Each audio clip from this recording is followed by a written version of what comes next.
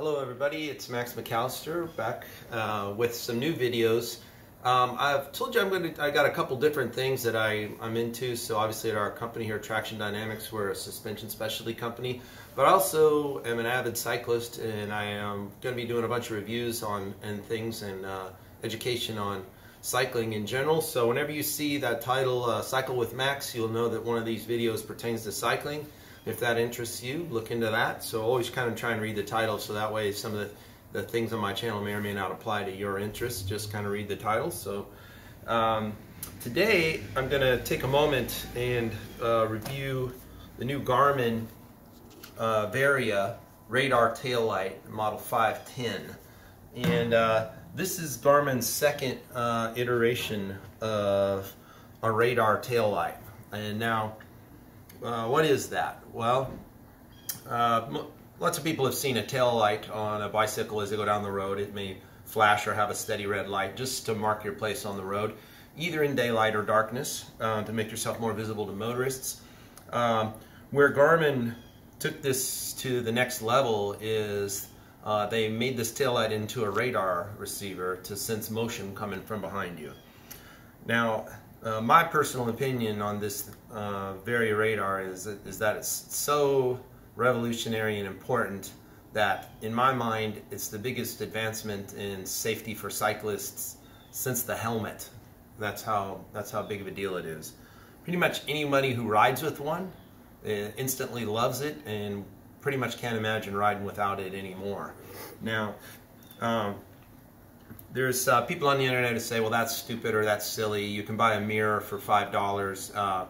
You know, if you're a cyclist and you've been around cycling long enough, there's always going to be people who don't have any money who will tell you why you don't need something nice because they can't afford it.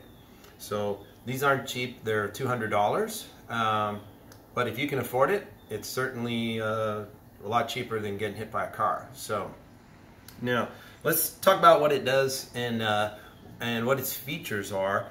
And I'm talking about the previous one, and then I'll tell you about the new one and what's different. What this does is this senses motion coming from behind you while you're riding your bike down the road. It communicates with all of the latest models of Garmin cycling computers. I'm going to kind of boot this up and let these and let it pair, and I'll kind of show you what it does while I'm doing this. I'm going to let these kind of boot up. So the previous generation Varia tail light has about, I believe, 10 LED lights. It also has a nice side marker light to make you visible from the side. These use Garmin quarter turn mounts, so you just come to your seat post, there's a little mount you put on, quarter turn, you're ready to ride.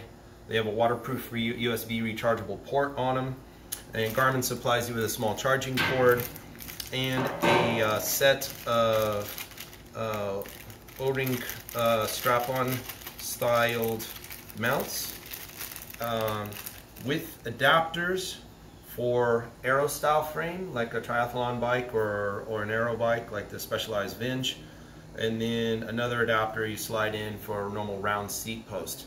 It is angled, knowing that most seat posts are angled rearward so that it holds the tail light in a level fashion.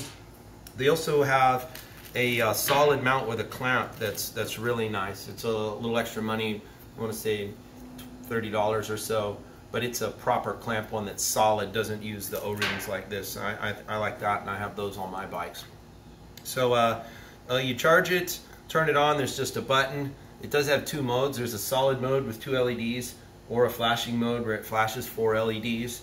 Now, the way it works, you pair it like you would any other sensor on your Garmin computer. I'm not going to go into that because that's a whole topic, but it's very simple pairing. If you're a cyclist, you're familiar with that process. It's no big deal. Once you pair it, what you get that's unique is an icon on the screen of your Garmin. This is a Garmin 1030. Kind of looks like a little spider web up here. That little spider web effectively represents you as you move down the road. And what'll happen is when when a motorist comes up behind you, the Garmin will audibly bleep. The sides will change colors. I'm sorry, I touched it. The sides will change colors.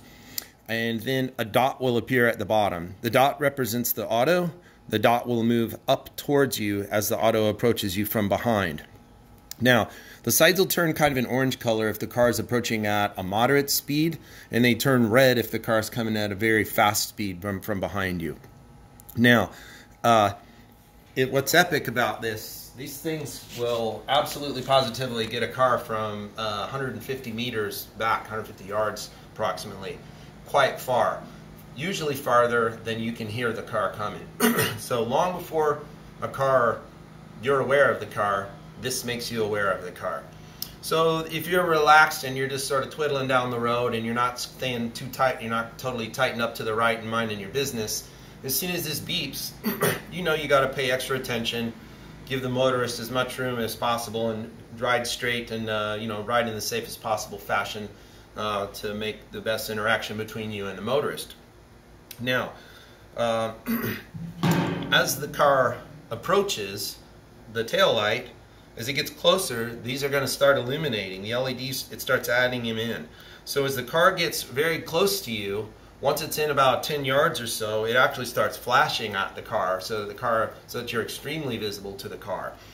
And then once the car passes you, the sides will turn green, the white dot will disappear, and the Garmin goes back to this steady state with just a little spider web up in the corner. Now, it will simultaneously display up to 8 cars at once on the road and their relative position to each other. So this is really cool. And if you're a cyclist, no doubt you've ever been in a situation where you hear a car coming, you tighten up and get tight to the side of the road, ride straight, the car passes, you don't hear any sound, and you relax a little bit, and then all of a sudden another car comes whizzing right past you. So this eliminates that because you can clearly see there's still more cars. So it takes away that possibility of you being unaware of how many cars are coming. Another huge beauty I found of the Varia radar taillights is electric cars. You just can't hear them at all. They make no sound until you hear the wind rush past you and they alarm you or scare you. So again, this senses that. You will only rarely detect a cyclist coming up behind you. If the cyclist has to be moving at a pretty decent rate of speed, catching up to you before it to detect it. But so you have to remember this is sensing motion. So I've only ever found 2 small Achilles heels with it. The first one that's just going to be kind of obvious is if it's obstructed by another cyclist. So if you ride in expert level groups and you ride very closely nose to tail in pace lines, then the view will be obstructed and it won't have the 150 yard range. In fact, it might only have range of 10 or 15 yards before it even pops on right when the car is passing you.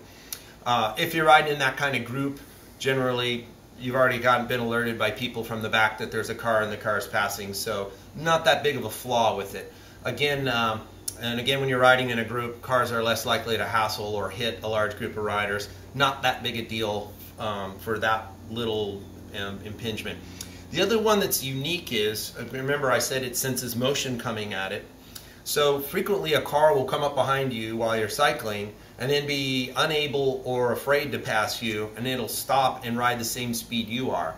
After a certain number of seconds, this just thinks there's no more car there anymore because there's no more motion, no more relative motion. So it'll just go quiet and go back to sleep. It'll go dormant. As soon as the car begins, but you'll know it's there because the car, there was a dot, now there's not, and you can just look, there's the car. So now you know it's, so again, not a big deal. It's just a quick thing you learn the first day you're using the device. Then once the car begins to move and pass you, it'll immediately reappear. You'll get the audible alert, and now you'll know the car is actually physically going around you, and it'll go on down the road like normal. Another benefit of these is if you happen to be riding in just a general group, a more relaxed group, not one that's literally nose to tail. So if you're a following rider and you're following a rider with a Garmin Varia tail light, soon you'll know that there's a car coming even if no one says anything, because you're going to start seeing the lights get brighter. And once they get really bright, you'll know the car is very close if you haven't heard it yet. So these actually help other riders in your group know that there's cars coming. Now, if you don't use a Garmin head unit, a Garmin computer, they do sell a bundle that comes with a small display that's also about this size. That, again, quarter turn mounts on your handlebar, and it basically gives you the display of colors, dots, and objects moving, then explains where, you know, that gives you the heads-up display of where the vehicles are. So that's kind of the overview, and that's how everything works. Now, there's one and one only limitation that I found, that I actually found to be a problem with this previous version, Garmin, and that's that this computer, or I'm sorry, this taillight only had a lifespan of, it was less than 2 hours, or right around 2 hours. It's not a long ride for a typical cyclist, right? It might be an average ride, but it's certainly not long. So this is good for short evening group rides for those 2 hour windows. But if you're going to go out and run, you know, a metric distance or a century, this has no chance of making it. So that was kind of the limitation. So the way I would work this older device, I would not use it when the ride started, when I was in the midst of hundreds and hundreds of bikes. But as the days wore on and it strung out, I got strung out and more alone on the road, or I was with several other riders, then I would turn it on to sort of stretch its lifetime and get me to the finish on a long ride and add the safety in at that point. So that was my one complaint. Battery life sucked. Now, enter the new Varia 510L. It's got a different shape and a different light configuration, and it functions differently. So this is done in rings. So this one, as a car approaches, the new style light starts adding rings in to get bigger, and it pulses and flashes as the car is coming. So it can actually sense, you can see it. There is an example of the dot that's appeared on my phone. Of course, we're very close, but I'm just moving it at the thing. You can kind of see as I move it towards an obstacle, it starts flashing. But once it senses there's no relative motion, it's going to go quiet and the dot disappears and we're back to normal. So that's kind of the difference. It still does have the same side lights, same quarter turn mount. My only warning about this, if you're a smaller rider and you ride on a road bike, like you know, you'll have to try it on your bike, but like say 48 centimeter bikes or so or smaller, if you don't have much seat post, this is going to fit pretty tightly under your seat. You know, if you have a saddlebag and such, to mount it, it needs to kind of be able to dip down in between the chain stays and fit there. So I haven't tried it on a small framed bike yet, but I can foresee that it might be a problem. I ride a 54, my girlfriend rides a 51. That works fine on those two bikes, but on her bike it gets kind of close in there. So just something to be alerted about. This one does have 3 modes. It's a steady on, and it's very bright. As you can see, I don't want to blind the phone. Next one is called a night pulse mode. So this is just kind of like that heartbeat kind of style. And in both of these modes, the battery life is now 6 hours. So 6 hours might not be enough depending on if you're doing a century or the century you're doing. It should pretty much get any cyclist through a metric. So greatly improved battery life. And again, if you're worried about you're going to be 7 or 8 hours on a century ride, you can just take that first hour or two while there's hundreds and hundreds of riders around you and it's safe, and then turn it on once things string out. It does have a third mode, which is a flash mode, and the battery life, I believe, as I recall, goes to about 10 hours at that point. So really, really good at that point. If you were riding a century, you're likely to be doing it during the day. You could just use this flash mode. I don't use flash mode pretty much ever, never in a group ride, because it's extremely annoying to the following riders. It's just a nuisance, and it's inconsiderate to ride with a light flashing in the face of your fellow cyclists. So, and then the next position is off, but it does stay in the Bluetooth standby, so it does form light network with the bike, with the Garmin. So if you haven't seen these, there's a headlight we'll review on another day. They all work as a cool system. They form a network as long as they're in this Bluetooth standby mode. you can actually turn the lights off just by turning your Garmin off. Everything's still in standby, everything's still networked. You turn it on and wham, everything just boots right up for you. Your lights come on and everything's cool. So one other little handy tip I like to do, because I again use these products on my bikes, my girlfriend's bike, and on pretty much all Garmin products. Once I find the sensor and it's in my sensor list, I will mark my lights. I mark all of my sensors so that I can quickly find them in a crowd. Let me find this radar here. I have a lot of bikes and a lot of sensors. Okay, so here's my radar unit. You can see that it's sensor, that's the sensor number, 169775. So I actually write 775 on here, and I have this one marked number 1 just because I have a headlight, a tail light, and a computer that are all marked as a group. My girlfriend's, we mark them so we don't mix them up or confuse them with set number 1 and set number 2. But so the trick is, if for any reason I ever need to remove or reboot this sensor, I do the same thing with cadence and any other sensor. I have them marked so that if I'm in a crowd of cyclists and I'm trying to find my sensor and pair my sensor, I just look out the number. So if a list pulls up 25 cadence sensors, I can just quickly read 103, grab 103, and I'm done. So I've done that here. I marked 775, 775. And that's just my own little tip there. I do also like the new waterproof charging tab on this. Far easier to use than on the old one. Much bigger, much more secure, and much more robust. So anyway, Varia, Garmin, also this is still $199.95. We have them here at Traction Dynamics, but you can find them obviously anywhere on the internet or at your local bike shop. Let's see, I think that's all I have to say on this one. So anyway, check this out. Remember, I feel like this is the greatest advance in cycling safety since the helmet. So this is Max McAllister. Subscribe to my channel. I'm going to have all kinds of Cycle with Max related videos coming up to tell you what I know about cycling and share some knowledge and some product wisdom. So thanks a lot.